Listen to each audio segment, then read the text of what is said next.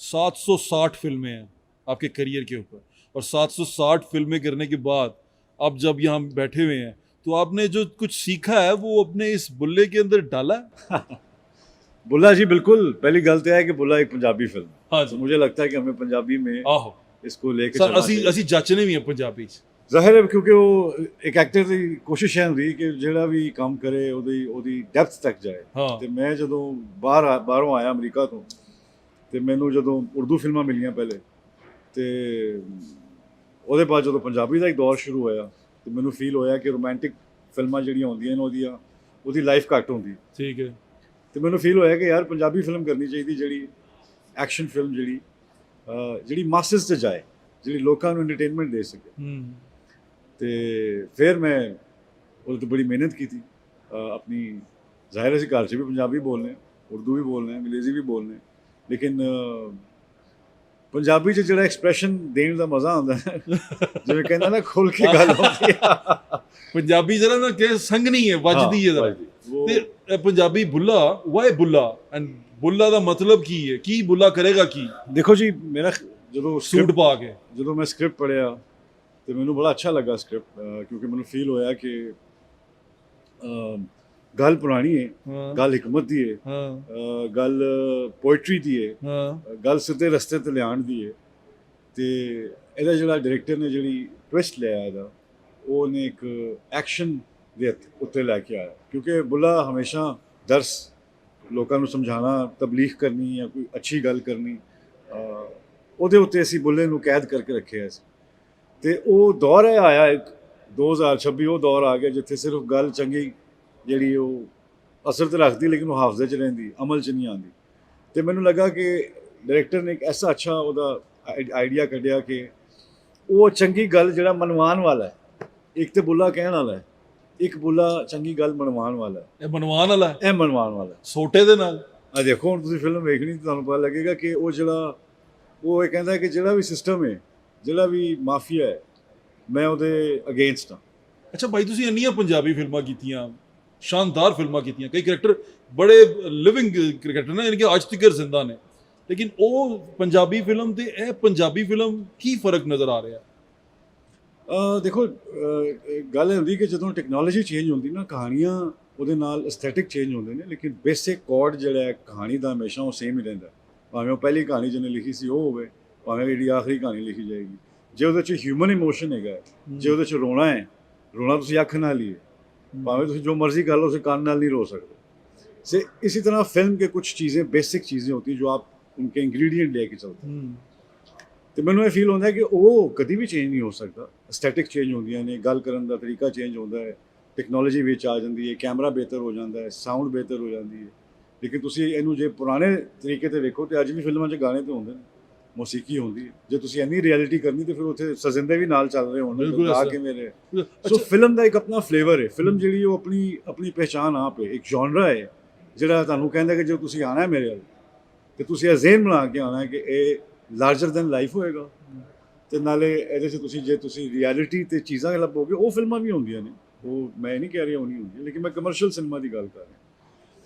ਤੇ ਉਹ ਤੁਸੀਂ ਲਾਰਜਰ ਦੈਨ ਲਾਈਫ ਵੇਖਣ ਆਓਗੇ ਤੇ ਫਿਰ ਟਿਕਟ ਦਾ ਖਰਚਾ, ਜਿਵੇਂ ਕਵਾ, ਬਿੱਲੀ, ਇਹ ਵੀ ਜਾਨਵਰ ਨੇ, ਲੇਕਿਨ ਚਿੜੀਆ ਘਰ 'ਚ ਨਹੀਂ ਹੋਣਗੇ, ਇਹ ਤੁਹਾਨੂੰ ਸੜਕ 'ਤੇ ਨਜ਼ਰ ਆਉਣਗੇ। ਚਿੜੀਆ ਵਾਟ ਐਨ ਐਗਜ਼ਾਮਪਲ, ਵਾਹ ਵਾਹ ਵਾਹ। ਤੇ ਤੁਸੀਂ ਜੇ ਹਾਥੀ ਵੇਖਣਾ ਹੈ ਜਾਂ ਸ਼ੇਰ ਵੇਖਣਾ ਹੈ, ਫਿਰ ਤੁਸੀਂ ਟਿਕਟ ਲੈਣੀ ਹੈ, ਘਰੋਂ ਨਿਕਲਣਾ ਹੈ, ਤਾਂ ਫਿਰ ਜਾ ਕੇ ਤੁਸੀਂ ਉਹ ਵੇਖਣਾ ਹੈ। तो the novelty factor, the wow factor जो होता है एक आर्टिस्ट का, फिल्म आर्टिस्ट का, वो रहना चाहिए। अच्छा, वैसे मैं ये आपस की बात कर रहा हूँ, मैं to be frank with you, मैं भाई हूँ, आपका लीवरेज ले रहा हूँ। वो ये कि मुझे ऐसा लगता है कि जो स्टार्स, टीवी स्टार स्क्रीन पे आते हैं ना, वो चार्म नहीं होता। एक जो स्टार टीवी पे आया ही नहीं और वो स्टार है उसका बड़ी स्क्रीन का, तो उसको देखने का एक चार्म और होता है, उसको देखने का, सुनने का चार्म और होता है। तो मुझे ऐसा लगता है, ये मेरी फीडबैक है इसके ऊपर। अच्छा, मैं स्टार स्टक भी हूँ ना इस वक्त, मैं कि छोटे भाई हैं मेरे, कश्मीरी साडा एक नाता है ਜਿਹੜਾ ਸਾਡਾ ਹਮੇਸ਼ਾ ਅਸੀਂ ਮੁਹੱਬਤ ਹੈਗੀ ਸਾਡੀ, ਤੇ ਇਹ ਲੀਵਰੇਜ ਮੈਸ ਕਰਕੇ ਹੀ ਲੈ ਰਹੇ ਹਨ। अच्छा, मल्लेदार भी हो नाल में, मल्लेदार भी हैं। अच्छा, एक चीज़ मैं सोच रहा था अभी इस सिनेमा को लेके, बुल्ला को लेके, एक फिल्म थी जिले शाह, यू रिमेंबर? जी जी बिल्कुल, मैंने बनाई थी। उसमें वो जो था वो सारा सीन मैंने इसके प्रोमो में देखा है, वो वो इसमें एक बड़ा अच्छा एक हमारा बहुत पुराना एक वो है कॉल है कि मिला जपाला दे लग इसका जवाब देने से पहले पहले ये बताएं कि जिले शाह के अंदर वो घुंघरू हाथ में क्यों बांधे थे और उसकी कहानी क्या? आपने मुझे वैसे जिम में तो बताई थी, यहाँ पर भी बताएं। तो वो था ये कि वो नफ़ी थी अपनी अपने आप की नफ़ी करनी, क्योंकि उस फिल्म में मैं एक सैयदजादा था। तो उसमें जब वो अपनी नफ़ी कर रहा है तो वो उसने कहा कि मैं उस जगह पे घुंघरू बांधूं जहाँ पे लोग चूमते हैं। तो इससे ज़्यादा नफ़ी वो अपनी कर नहीं सकता था अपने अपने होने की। तो हालांकि घुंघरू हमेशा पाँव में होते हैं। सो बड़ा अच्छा उसका एक फ्लेवर बना। ये मैंने देखा, एक मुझे फील हुआ कि ये एक ऐसी चीज़ है जो सूफीज़म में भी आती है और ये कनेक्टिविटी में भी आती है। और फिर भी जब भी हम जाते हैं, हमारी जो एसेंस है, कोर है, देखें ना जितनी चीज़ें भी फिल्म 'ਚ ਹੁੰਦੀਆਂ ਨੇ ਉਹ ਆਡੀਅנס ਦੀ ਵੈਲਿਊਜ਼ ਦੇ ਨਾਲ ਮੈਚ ਹੋਣੀਆਂ ਚਾਹੀਦੀਆਂ। ਜੇ ਉਹ ਮੰਨਣ ਵਾਲਾ ਹੈ ਤੇ ਫਿਰ ਤੁਸੀਂ ਮੰਨੋਗੇ ਤੇ ਉਹ ਤੁਹਾਨੂੰ ਮੰਨੇਗਾ। ਤੇ ਲਿਹਾਜ਼ਾ ਤੁਸੀਂ ਜਿਹੜਾ ਕਨੈਕਸ਼ਨ ਆਪਣਾ ਸਕਰੀਨ ਤੇ ਦਿਖਾਉਂਦੇ ਹੋ ਕਿ मैं उसमें जो गाना है हाँ, चेती बोड़ी में तबीबा हाँ, नहीं तो मैं मर गई हूँ। तो वो सारा कनेक्शन जो है वो आप ऑडियंस के लिए डिलीवर कर रहे होते हैं। हाँ। प्लस आप अपना मैसेज कर रहे होते हैं, उसको एक तरीकाकार होता है करने का। सो मुझे लगता है कि ये बहुत देर बाद ये अपॉर्चुनिटी फिर आई। और इस सिनेमा में जो चीज़ मिसिंग है ना, जी चीज़ मैं हमेशा समझना कि फिल्म ने बहुत सहारा देंदी है, वो हैगी साउंड ट्रैक ते म्यूजिक। ਤੇ ਅਨਫੋਰਚੂਨੇਟਲੀ ਸਾਡੇ ਜਿਹੜੇ ਫਿਲਮਾਂ ਆਉਂਦੀਆਂ ਨੇ ਉਹਨਾਂ ਦਾ ਸਾਊਂਡ ਟਰੈਕ ਤੇ ਕਿਸੇ ਨੂੰ ਵੀ ਗਾਣੇ ਨਹੀਂ ਯਾਦ। ਤੇ ਹੁਣ ਜਿਹੜੇ ਕਿਤੇ ਜਾਓ ਤੇ ਉਹੀ ਤੁਹਾਨੂੰ ਗਾਣੇ ਜਿਹੜੇ ਪੰਜਾਬੀ ਦੇ ਮੇਰੇ ਨੂਰਜਹਾਂ ਦੇ ਨੇ, ਉਹੀ ਗਾਣੇ ਦੁਬਾਰਾ ਤੁਹਾਨੂੰ सुनने ਨੂੰ मिलते हैं। सो मेरा ख्याल है कि हम एज फिल्म मेकर्स हमें चाहिए कि हम कॉन्सेंट्रेट करें फिल्म के ऊपर और जो वो डिमांड करती है ना, मतलब वो मिसाल के तौर पर कि ਅੱਜ ਦੌਰ ਐਸਾ ਸ਼ੁਰੂ ਹੋ ਗਿਆ ਕਿ ਉਹ ਜਿਵੇਂ ਕ੍ਰਿਕਟ ਦੇ ਫਾਰਮੈਟ 'ਚ ਤੁਸੀਂ ਇੱਕ ਬੈਟਸਮੈਨ ਕੋਲੋਂ ਇਹ ਐਕਸਪੈਕਟ ਕਰਦੇ ਹੋ ਕਿ ਉਹ ਹਰ ਫਾਰਮੈਟ 'ਚ ਤੁਹਾਨੂੰ ਪਰਫਾਰਮੈਂਸ ਦੇਵੇ।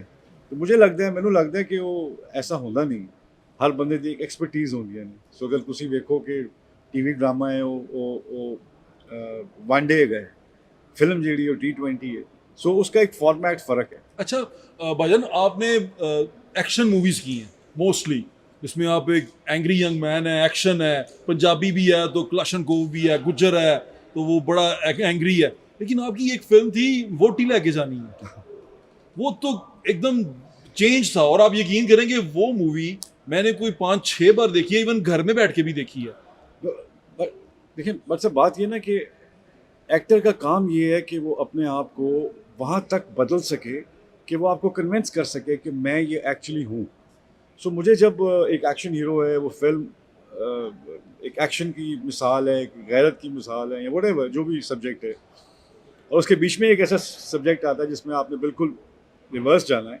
सो आई थिंक मुझे एज एन एक्टर बहुत मज़ा आता है इसमें। आई फील कि मुझे हर वो चीज़ जो मैं नई बना सकता हूँ, नया क्रिएट कर सकता हूँ। What you enjoy most, action, comedy or romance? I enjoy being on set.